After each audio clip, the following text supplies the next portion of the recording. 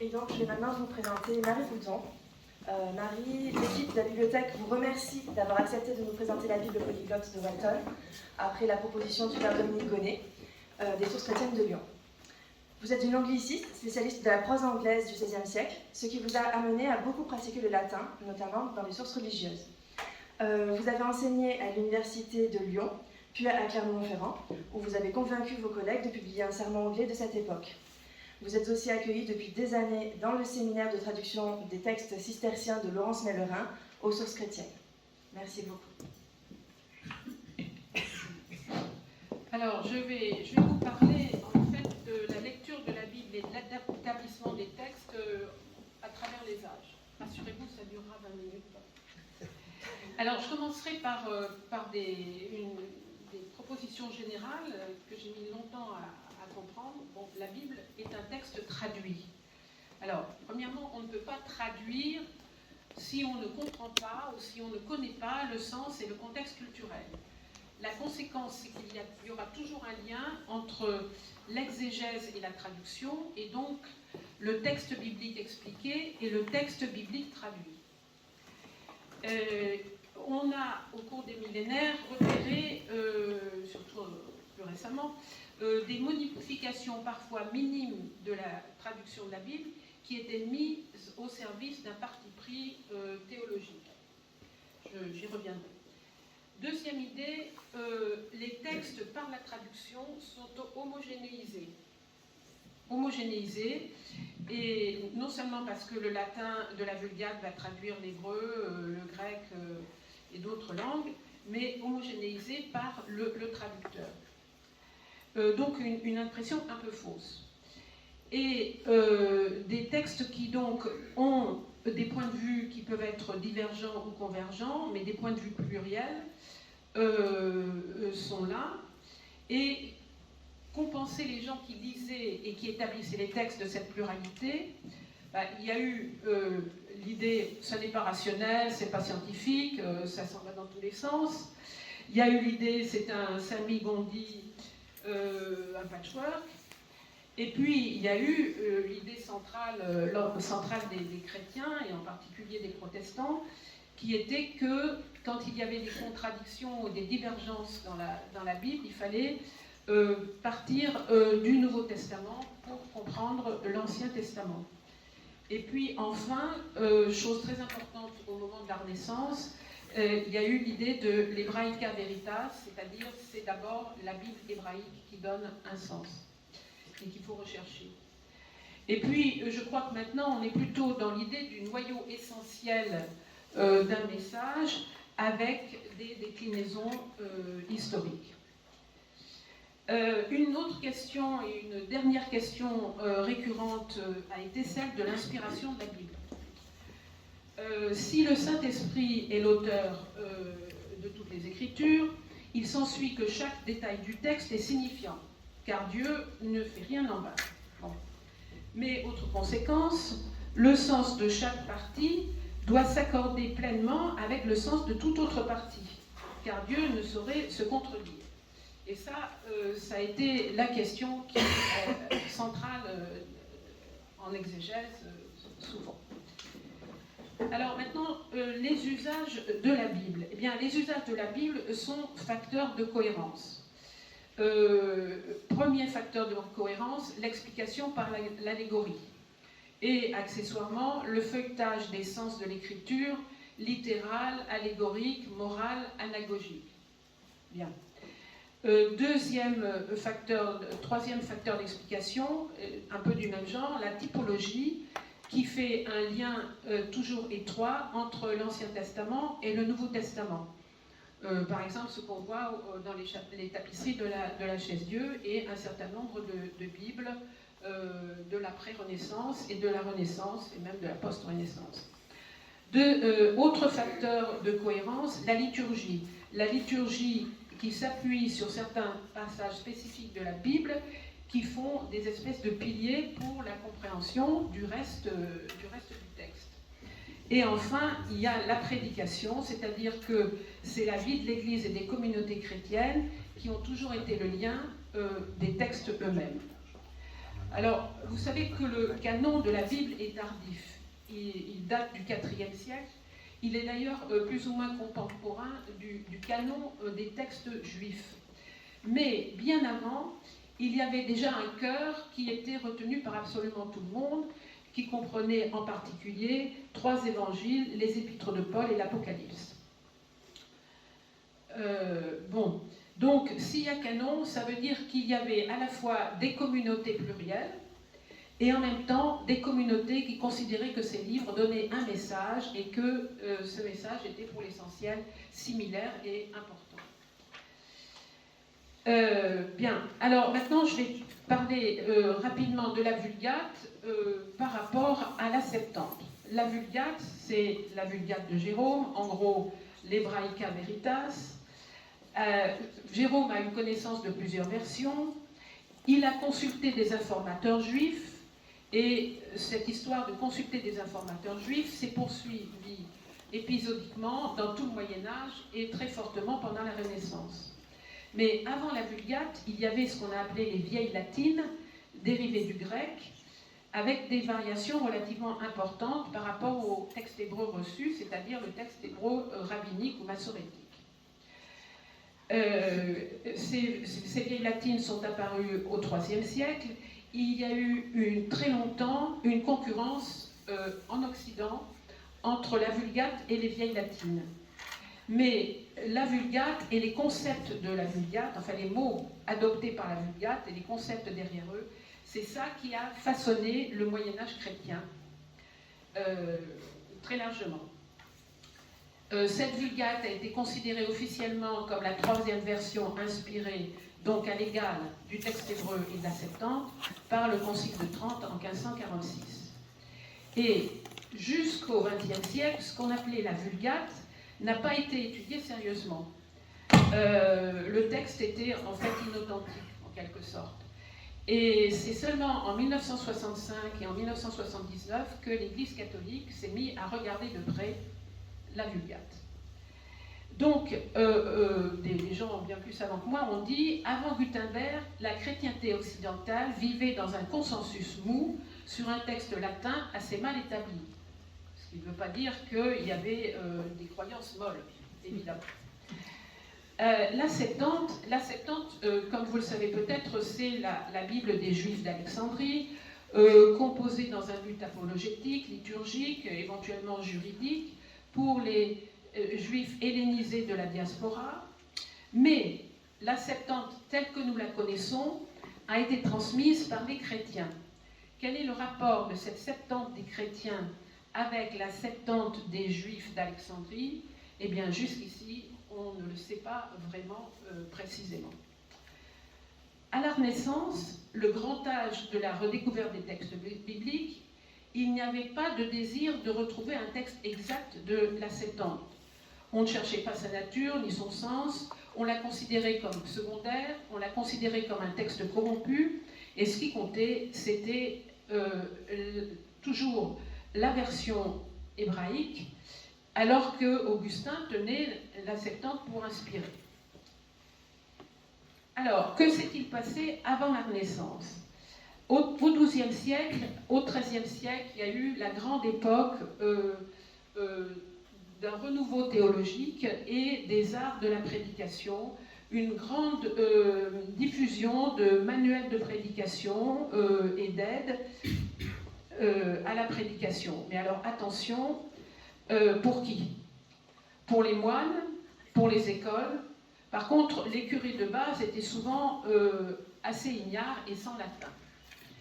Et puis, il y avait le public des rudes, c'est-à-dire le tout venant, et le tout venant, pas de latin non plus. Et il y a eu, à ce moment-là, au XIIIe siècle, l'apport des frères prêcheurs, dominicains, franciscains qui s'est poursuivi très longtemps. Et alors qu'on envisageait une prédication très différente selon les publics, et il y avait la prédication, éventuellement, des lectures, surtout la liturgie. Et pour le public non averti, je ne parle même pas des rudesses en question, ni des curés de base, pour un public non averti, on ne pouvait pas savoir ce qui était dans la Bible et ce qui n'y était pas. C'était noyé dans la liturgie et l'usage qu'on faisait de passages de la Bible. Des sermons qui, avant la Renaissance, étaient pour beaucoup émaillés d'anecdotes, d'exemplats, d'histoires pieuses, de miracles, de vies de saints.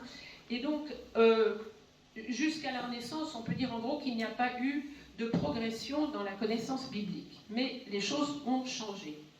Et dès le XIVe et le XVe, il y a eu une demande pour une Bible. Quelle Bible? Alors, quand l'imprimerie a débuté, et même avant, la demande n'était en fait pas du tout pour des Bibles vernaculaires dans l'écrit, mais plutôt pour des Bibles en latin qui avaient une diffusion beaucoup plus large par rapport au lectorat des gens qui lisaient la Bible. Il y avait les Bibles extraordinaires que tout le monde a pu voir sur des beaux livres, pour l'aristocratie et pour les rois.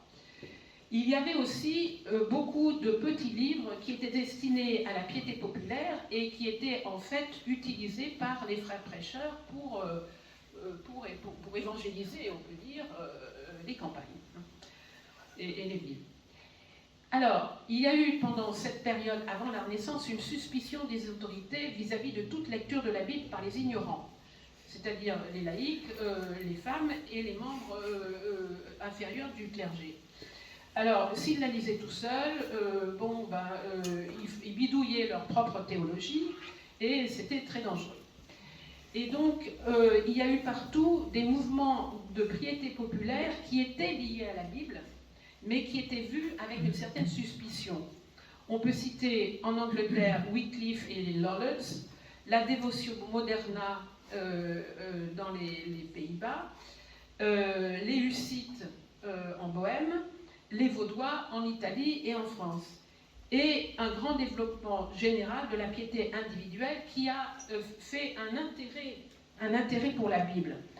Et il y a certainement eu à cette époque-là une circulation de textes du Nouveau Testament, mais qui est assez difficile à évaluer pour les chercheurs, dans la mesure où, premièrement, les textes ont été beaucoup utilisés et donc ont beaucoup disparu, et puis il y en avait un certain nombre qui circulaient sous le manteau. Alors, que se passe-t-il à la Renaissance?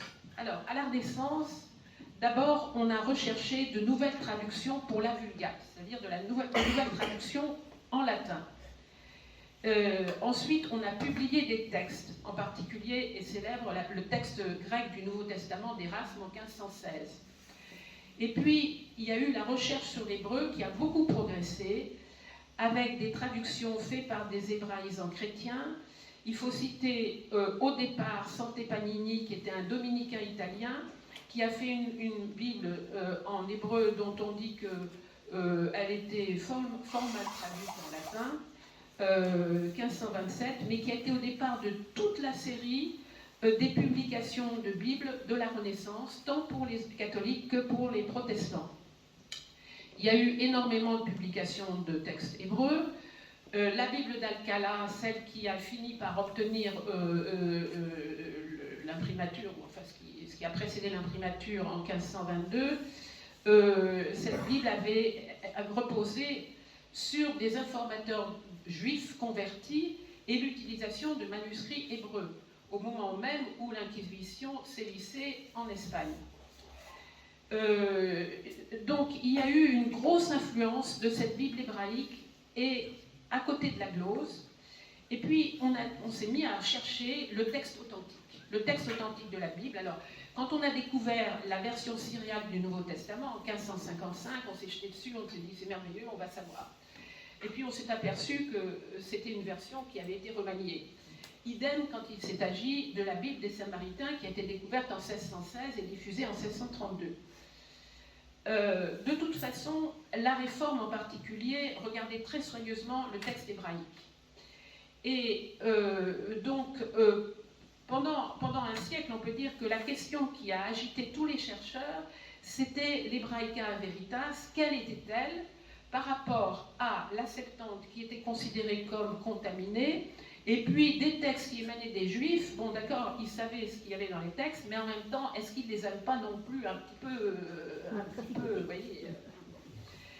Bon, Alors, avec ça, on n'a pas avancé. Et puis finalement, quand on s'est retrouvé au milieu du XVIIe siècle, ou même au fin XVIe siècle, on s'est dit, on a abouti à peu près à un texte authentique, au fil des éditions, on a abouti à peu près à un texte authentique de l'Ancien Testament, du Nouveau Testament, donc on en reste là. Et il n'y a plus trop de recherches, pour faire court, sur le texte.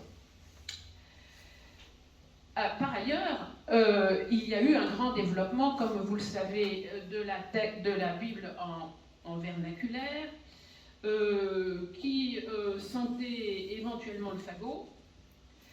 Et beaucoup de gens ont eu pas mal d'ennuis pour avoir essayé de faire quelque chose dans les éditions de telle Bible et pour les avoir lues.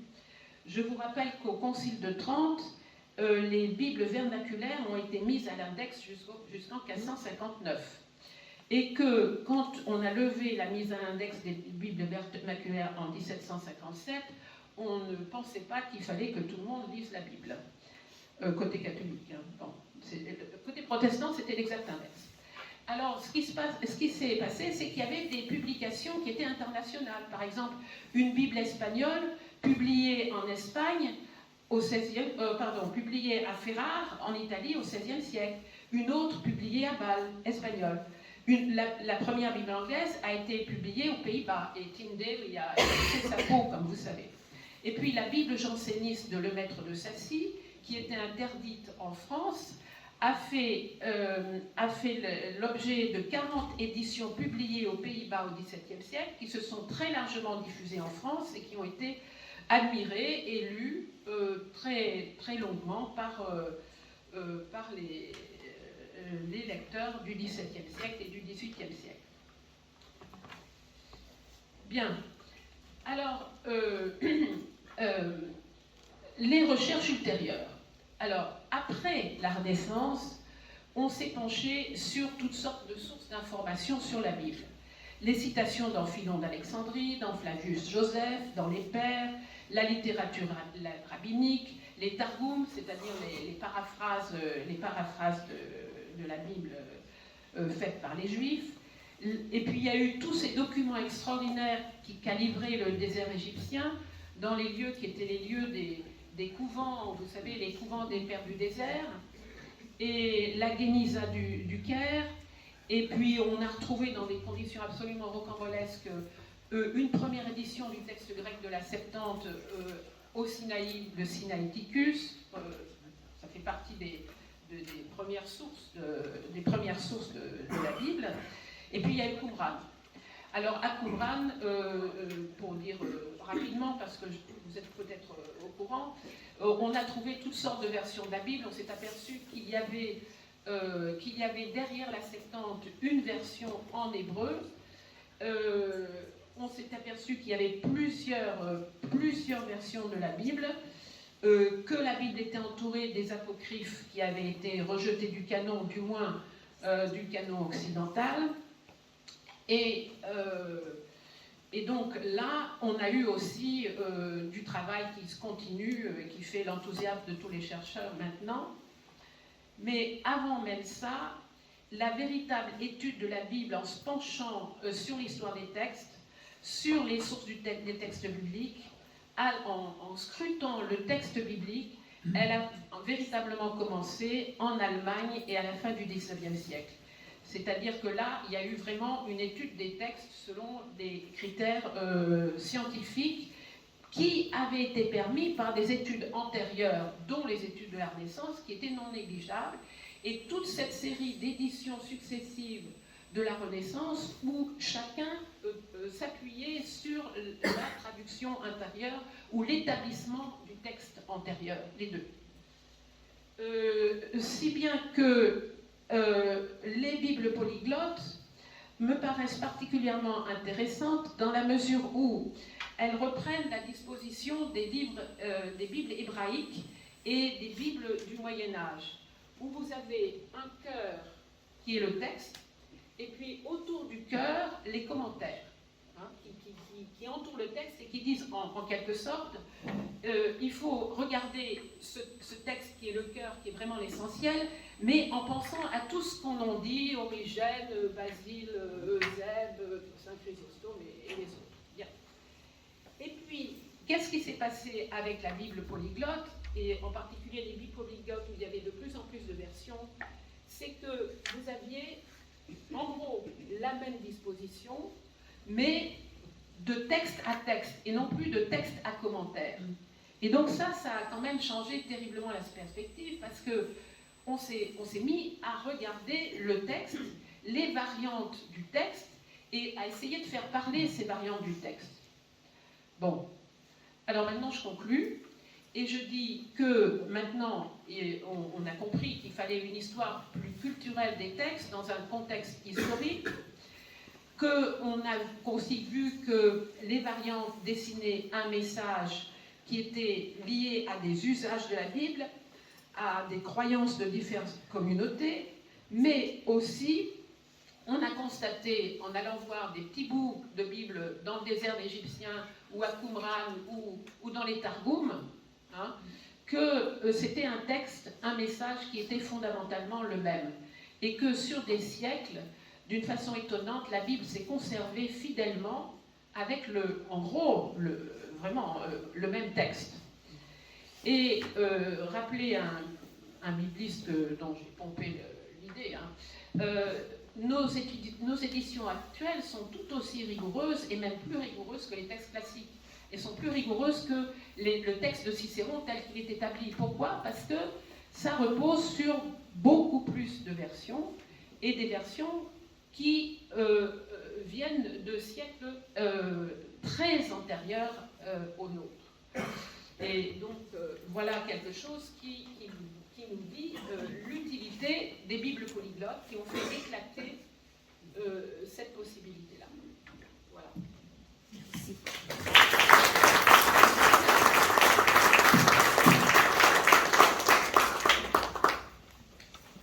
Merci Jacqueline, merci Marie pour ces deux interventions très complètes et intéressantes sur ces Bibles. Alors, avant de vous passer la vidéo sur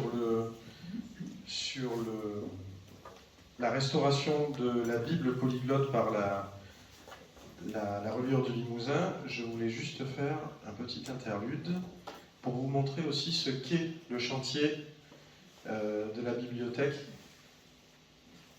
Oui, c'est bon. À travers deux vidéos. Une vidéo qui a été faite cet été au cours du chantier pour vous montrer l'ambiance studieuse